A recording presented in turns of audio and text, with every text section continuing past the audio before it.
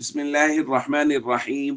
عن أبي هريرة رضي الله تعالى عنه قال قال رسول الله صلى الله تعالى عليه وسلم: لا طيرة وخيرها الفأل. قال: وما الفأل يا رسول الله؟ قال: الكلمة الصالحة يسمعها أحدكم. رواہ البخاری۔ نبی کریم صلی اللہ علیہ وسلم نے ارشاد فرمایا، بدشگونی کی کوئی اصل نہیں اور اس میں بہتر ہے نیک فعل۔ صحابہ نے پوچھا، یا رسول اللہ نیک فعل کیا چیز ہے؟ آپ نے فرمایا، کلمہ صالحہ، یعنی وہ نیک اور اچھی بات جو تم میں سے کوئی ایک سنے۔ دوستو، بات چل رہی تھی کہ شریعت میں توہمات کی کوئی گنجائش نہیں ہے، بلکہ شریعت نے توہمات کا رد کیا ہے۔ انہی توہمات میں سے زمانہ جاہلیت میں پایا جانا والا ایک توہم یا ایک وہم، وہ ہے بدشگونی لینا۔ گھر سے کسی کام کے لیے نکلے، باہر کوئی بھی ناپسندیدہ امر پیش آ گیا تو کام چھوڑ کے آگے، یہ کام نہیں ہونا چونکہ باہر بلی نے راستہ کاٹ لیا ہے، یا کوئی بھی اس طرح کی بدشگونی، تو اس طرح کرتے تھے۔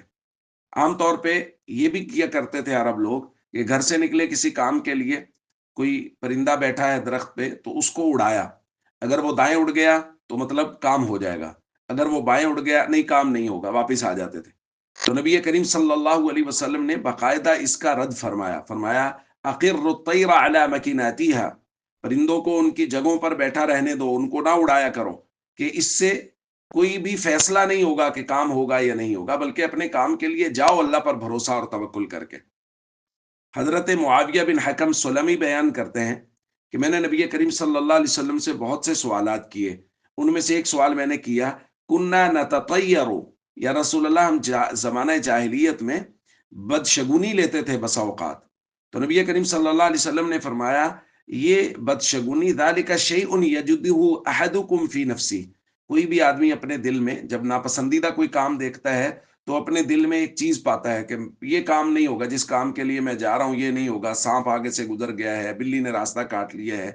تو حضور علیہ الصلوۃ والسلام نے فرمایا، بدشگونی تام تب ہوگی، فلا یصدنکم، وہ تمہیں اپنے کام سے روکے نہیں، یعنی کوئی بھی ناپسندیدہ کام، ناپسندیدہ چیز سامنے آ گئی ہے تو ایسا نہ ہو کام چھوڑ کے آ جاؤ کہ جی یہ بدشگونی ہو گئی ہے اب تو کام نہیں ہوگا، بلکہ اپنے کام پہ جاؤ اللہ پر توکل اور بھروسہ کر کے۔ تو اس لیے ہمارے معاشرے میں بھی اس طرح کی بہت ساری چیزیں پائی جا رہی ہیں، بلی نے راستہ کاٹ لیا، الو درخت پہ بیٹھا ہے، سانپ گزر گیا، اس وجہ سے فلاں کام نہیں ہوگا۔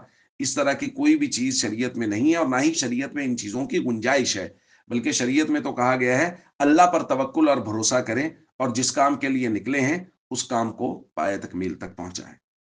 السلام علیکم ورحمۃ اللہ وبرکاتہ۔